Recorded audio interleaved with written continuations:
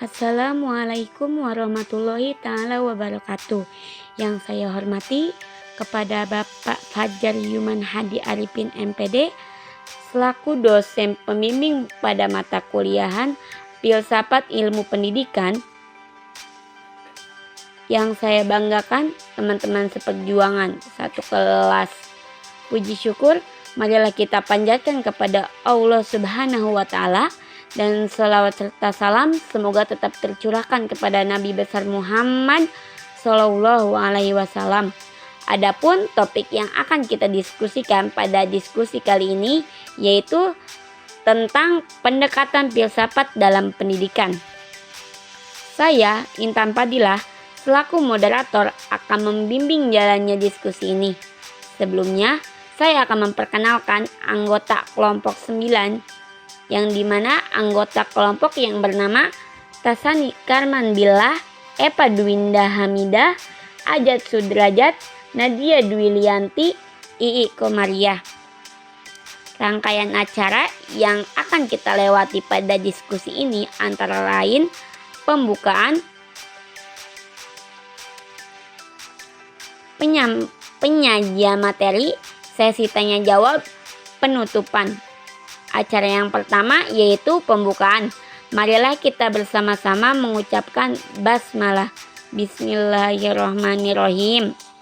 Acara yang kedua yaitu penyampaian materi dari kelompok 9 kepada saudara Tasani Karman Billah pemateri pertama, Epa Dwinda Hamidah pemateri kedua, Ajat Sudrajat pemateri ketiga, Nadia Dwilianti pemateri keempat, Ii Komariah pemateri kelima. Baik, terima kasih sebelumnya kepada moderator yang telah menyempatkan waktunya untuk saya. Oke, kita langsung saja ke materi pengertian filsafat. Kata filsafat berasal dari kata Yunani yaitu philosophia, yang berarti sebagai cinta kearifan. Akar katanya yaitu philos dan phila. Philos mempunyai arti cinta, senang, dan suka, dan sementara sophia pengetahuan, hikmah, dan bijaksana. Filsafat merupakan ilmu sebuah disiplin berpikir yang terkait dengan pengetahuan ataupun kebijaksanaan. Ilmu filsafat yang mempelajari hakikat, pelaksanaan, dan pendidikan. Bahan yang dipelajari meliputi tujuan, latar belakang, cara hasil, dan hakikat pendidikan. Baik, Assalamualaikum warahmatullahi wabarakatuh. Di sini saya akan menjelaskan tentang pengertian filsafat pendidikan. Filsafat pendidikan merupakan pengetahuan yang menyelidiki substansi pelaksanaan pendidikan yang berkaitan dengan tujuan, latar belakang, cara, hasil, dan hakikat ilmu pendidikan yang berhubungan dengan analisis kritis terhadap struktur dan kegunaannya. Filsafat pendidikan juga merupakan jiwa, roh, dan kepribadian sistem kependidikan nasional. Karenanya, sistem pendidikan nasional haruslah dijiwai, didasari, dan mencerminkan identitas Pancasila, citra, dan karsa bangsa kita atau tujuan nasional. Assalamualaikum warahmatullahi wabarakatuh. Nama saya Ajat Sudrajat. Saya di sini akan melanjutkan materi yang ketiga yaitu pendekatan filsafat dalam pendidikan. Dalam penyelenggaraan pendidikan diperlukan adanya pendirian sebagai kebijakan ideologi yang mempunyai visi tertentu terhadap pendidikan. Kaitan dengan pendidikan secara kebersamaan muncul permasalahan-permasalahan pendidikan yang perlu dicarikan pemecahannya untuk mengembangkan pendidikan yang bersifat partisipasif dengan alasan yaitu yang pertama, bahwa keduanya menghendaki agar tidak ada pendidikan bercorak otoriter sejak berkembangnya aliran ini sampai sekarang. Yang kedua, aliran ini menitik beratkan perhatiannya pada kemajuan ilmu pengetahuan dan kebudayaan. Yang ketiga, pengalaman merupakan dinamika hidup. Yang keempat, progresivisme tidak hanya mengakui akan adanya ide-ide, teori-teori, atau cita-cita, tetapi sesuatu yang ada itu harus bermakna bagi suatu kemajuan atau tujuan yang baik. Yang kelima, progresivisme dan esensialisme mendorong manusia untuk memfungsikan jiwa untuk membina hidup yang dinamis dan tegar dalam menghadapi berbagai persoalan yang silih berganti. Cukup sekian dari saya, kurang lebihnya mohon maaf. Selanjutnya akan dilanjutkan oleh pemateri yang keempat. Terima kasih. Wassalamualaikum warahmatullahi wabarakatuh. Assalamualaikum warahmatullahi wabarakatuh.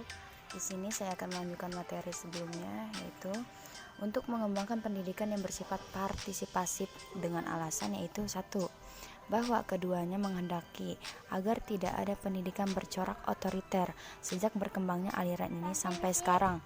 2. Aliran ini menitik beratkan perhatiannya pada kemajuan ilmu pengetahuan dan kebudayaan. 3. Pengalaman merupakan dinamika hidup. 4.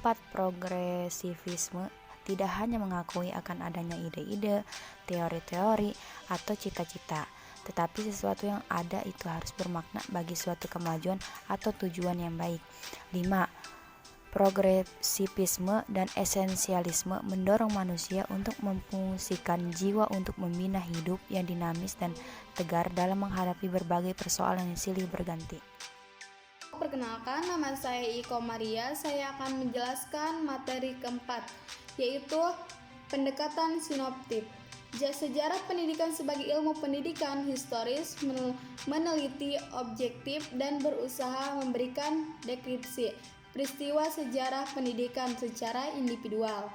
Di lain pihak, filsafat mendekati masalah pendidikan secara sinoptik atau komprehensif. Sinoptik mempunyai pengertian memadukan pandangan, yaitu kata sin yang artinya bersama atau memadukan, dan kata optik artinya penglihatan, pandangan, dan tes berarti pendirian. Jadi, pengertian sinoptik adalah memadukan pandangan secara keseluruhan, sehingga membantu suatu sistem pemikiran tertentu secara utuh. Yang kedua, pendekatan normatif. Pendekatan filsafat terhadap pendidikan tidak bersifat deskripsi seperti ilmu, melainkan bersifat normatif. Pendekatan normatif itu ialah pendekatan yang memikirkan norma yang hendak dicapai oleh suatu pendidikan. Norma yang dimaksud di sini adalah tentang tujuan pendidikan. Dengan demikian, filsafat pendidikan menunjukkan jalan yang terbaik bagi pemecahan masalah pendidikan. Karena filsafat pendidikan mempelajari apa yang seharusnya terjadi. Yang ketiga, pendekatan kritis radikal. Perbedaan pendekatan ilmiah dan filsafat bukan hanya pada objek kajiannya, tetapi juga pada asumsi yang digunakan. Pendekatan ilmiah selalu didasarkan pada satu atau beberapa asumsi dasar. Sedangkan filsafat mendekati masalahnya dengan jalan menguji asumsi dasarnya. Pengujian asumsi dasar inilah yang disebut kritis radikal, di mana alat dan kondisi sesuatu yang diukur harus dengan sesuatu yang sama dibutuhkan oleh teori dan praktek pendidikan.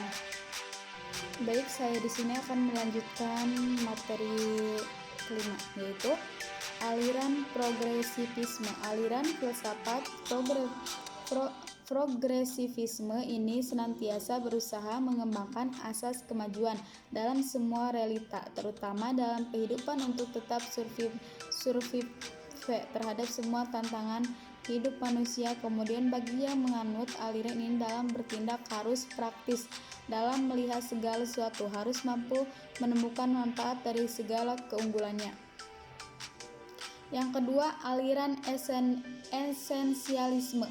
Pada dasarnya, filsafat pendidikan esensialisme bertitik tolak dari kebenaran yang dianggap telah terbukti selama berabad-abad lamanya. Jika dilihat dari segi proses perkembangannya, esensialisme merupakan perpaduan antara ide-ide filsafat, idealisme, dan realisme. Aliran tersebut akan tampak lebih mantap dan kaya akan ide-ide apabila hanya mengambil salah satu dari aliran atau posisi sepihak. Pertemuan dua aliran tersebut bersifat elektik, yakni keduanya berposisi sebagai pendukung. Yang terakhir, aliran pragmatisme.